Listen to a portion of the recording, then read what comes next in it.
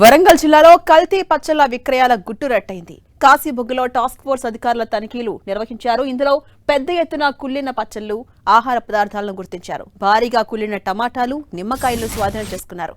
కల్తీ పచ్చళ్లను కిరాణా దుకాణాలకు ఈ ముఠా సరఫరా చేస్తున్నట్టు తేలింది. అరికెల శ్రీనివాస్ అనే వ్యక్తిని అదుపులోకి తీసుకున్నారు అధికారులు.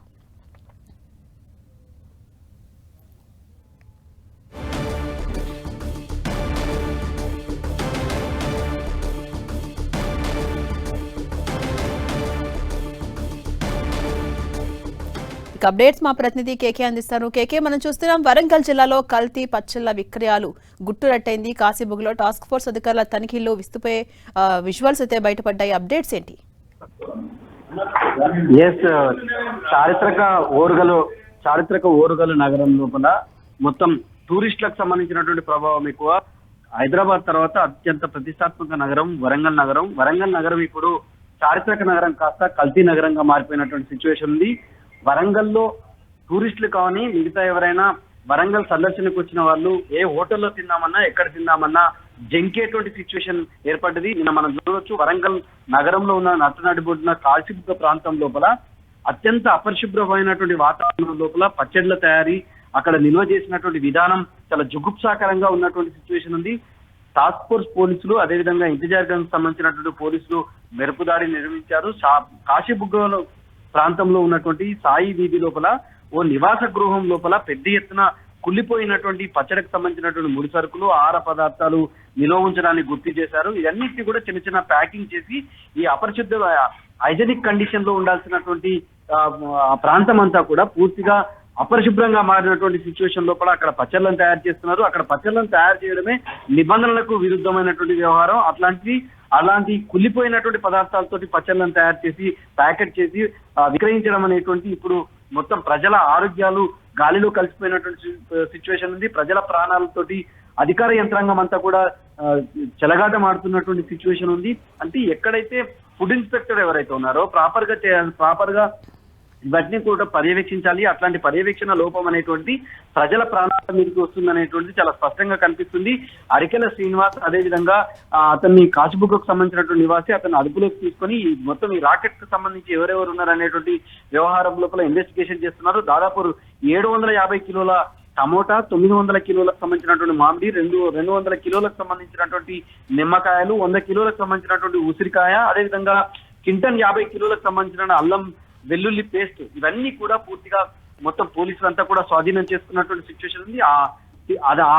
అక్కడ పచ్చళ్ళు తయారయ్యేటువంటి వాతావరణం చూస్తే మాత్రం అత్యంత భయానకమైనటువంటి సిచ్యువేషన్.